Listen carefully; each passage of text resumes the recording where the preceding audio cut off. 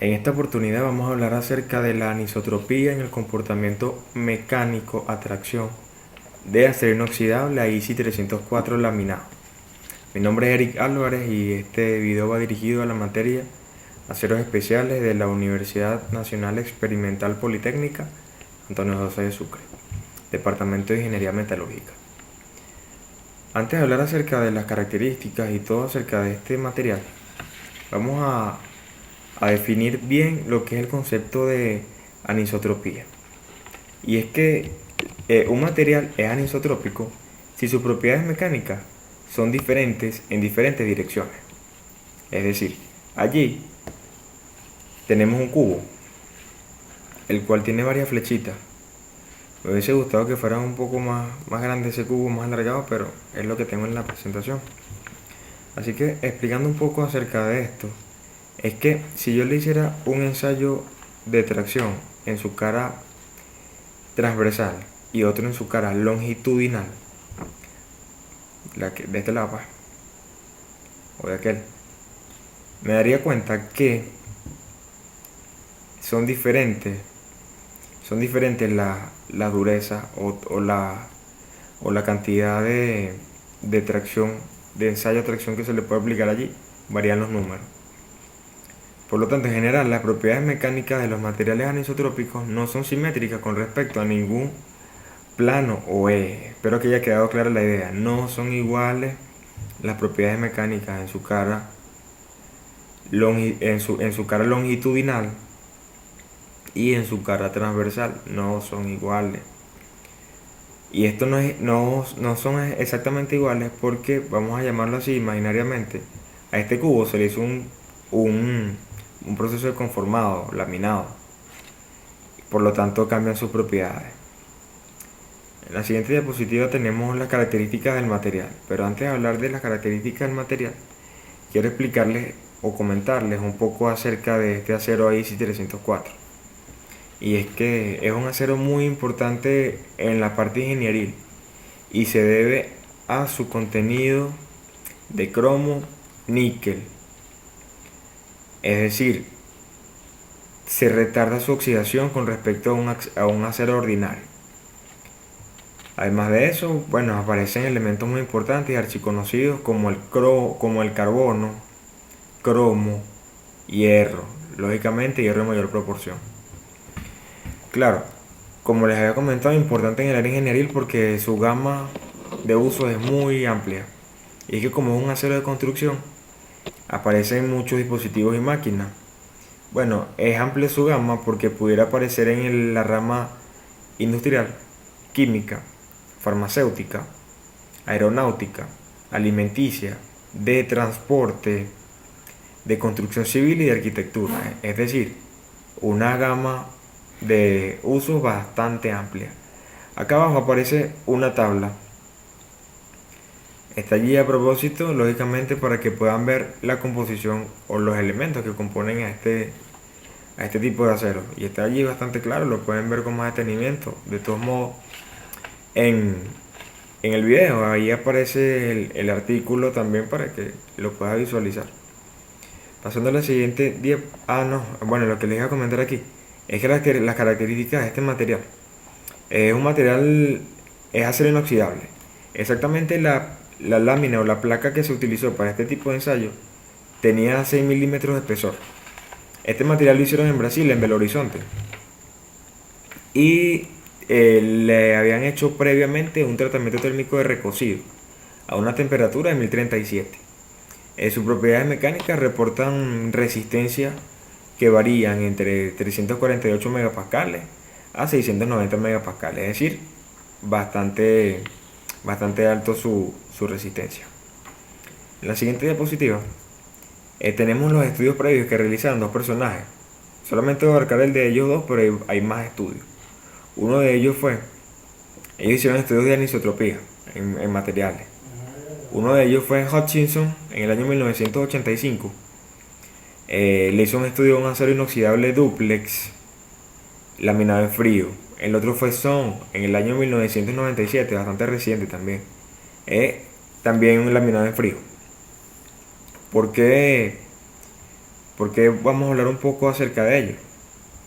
Por el hecho de que el estudio que realizó Hutchinson fue bastante específico. Y es que él le colocó cargas de atracción a la lámina y se dio cuenta que cuando aquí en, en la cara que va en dirección al, al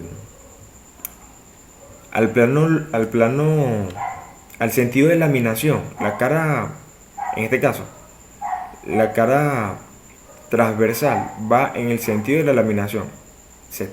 Los rodillos iban pasando en este sentido, pues, para acá.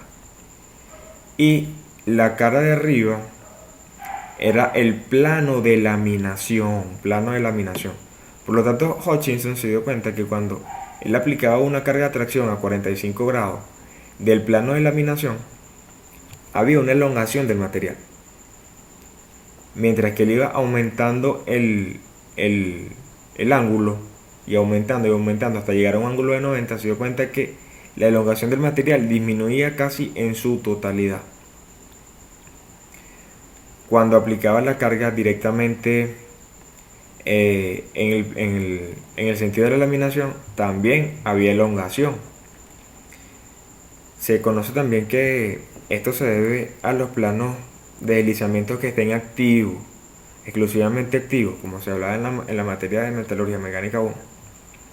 Es por eso que se debe esta elongación. En el caso de Son, él fue muchísimo más específico y exclusivamente habló que cuando se le aplica una carga perpendicular al plano de laminación no había elongación, y cuando se aplicaba una directamente al sentido de laminación había elongación, tan sencillo como eso. Es decir, los dos llegaron a lo mismo, pero en estudios un poco diferentes. Bueno, ya teniendo eso bastante claro, vamos entendiendo, antes de terminar con esta diapositiva, con esta lámina, que en el sentido de cómo venía el rodillo, recuerden que el rodillo venía así, en este sentido, en este sentido del rodillo. En el sentido del rodillo, la dureza era mayor que donde no había aparición del rodillo, por decirlo así. Vamos a utilizar la siguiente diapositiva, que aquí tengo la imagen específica. Laminación en frío.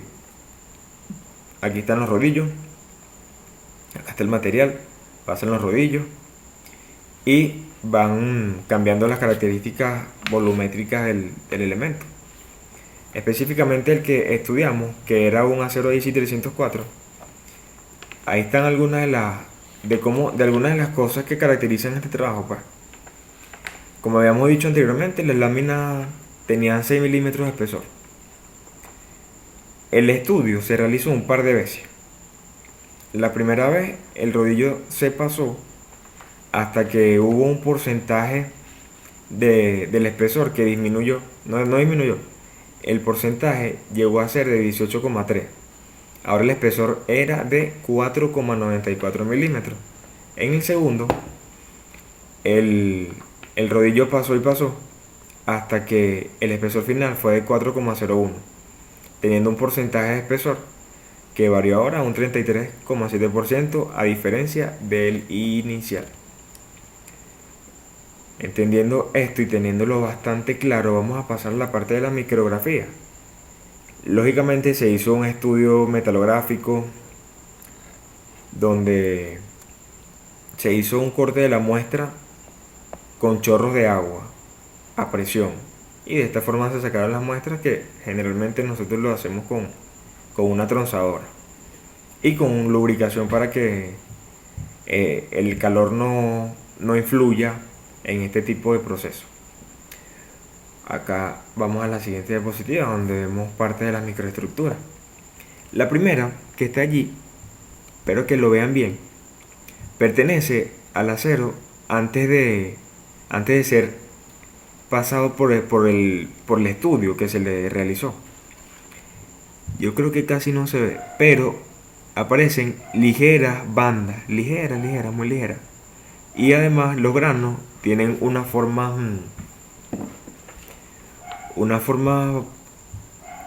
pentagonales, hexagonales, allí bien definidas. Ya en la siguiente micrografía, la B, las bandas tendían a aparecer en mayor proporción. Recuerden que el B era este que está acá, con un 4,94 de espesor. Había variado de 6 a 4,94. Aparecen las bandas allí. Y en el último, que había sido más drástico, ahí creo que sí se puede notar la imagen. Y es que las bandas ahora colman gran parte de la micrografía. Esto se debe a que cuando pasaban los rodillos se iban apilando todas y también se movían las dislocaciones y quedaban más sujetos todos los granos. Bueno, también acá tenemos una diapositiva en cuanto al esfuerzo y deformación, conocidas por nosotros. Solamente quiero hablar de la segunda, para dejar claro el concepto y la idea de lo que se quiere. Y es que a mayor... Vamos a verla por acá, ahí casi no se ve.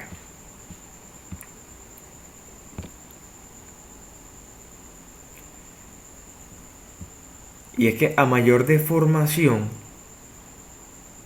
el esfuerzo aumentaba. A mayor deformación, fíjense. A mayor deformación aumentaba el esfuerzo. A mayor deformación aumentaba el esfuerzo.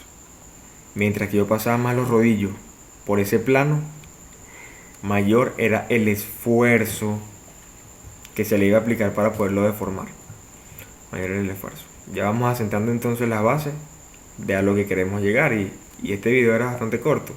Y en conclusión, el material laminado en frío, el que tenía 18,3%, él llegó a tener una variación en cuanto a su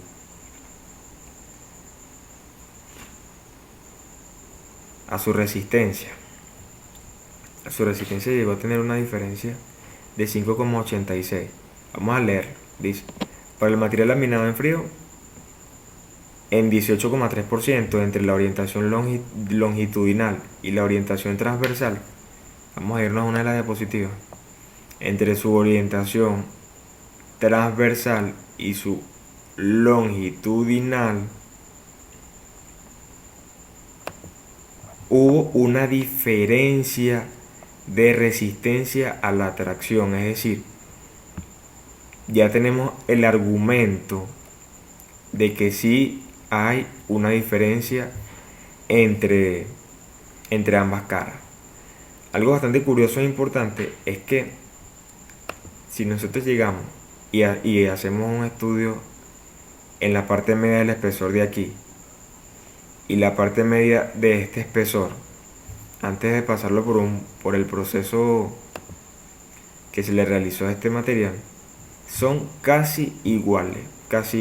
No son iguales, casi iguales, porque este material ya había tenido un proceso anteriormente.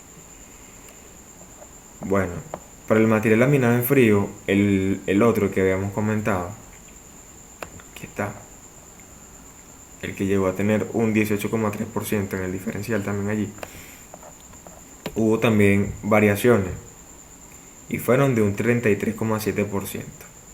No, perdón, y fueron de un 5,16%, es decir, unos 62,42 megapascales. Está allí, entonces se tienen los argumentos, se tienen las evidencias en cuanto a que una superficie que ha sido trabajada y pasado los rodillos, por decirlo así, su resistencia va a ser mayor que la otra cara.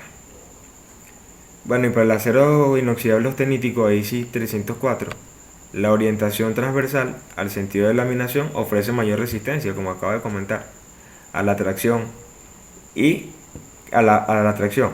Y la que no fue trabajada va a tener mayor posibilidad de elongación. Bueno, era esto lo que se quería explicar con este video. Espero que haya quedado bastante claro todo lo que se habló, el concepto de anisotropía, y que siempre cuando un material se le realice algún tipo de trabajo de conformación, van a cambiar sus propiedades mecánicas en la cara que fue trabajada y en la cara que no fue trabajada. Muchas gracias.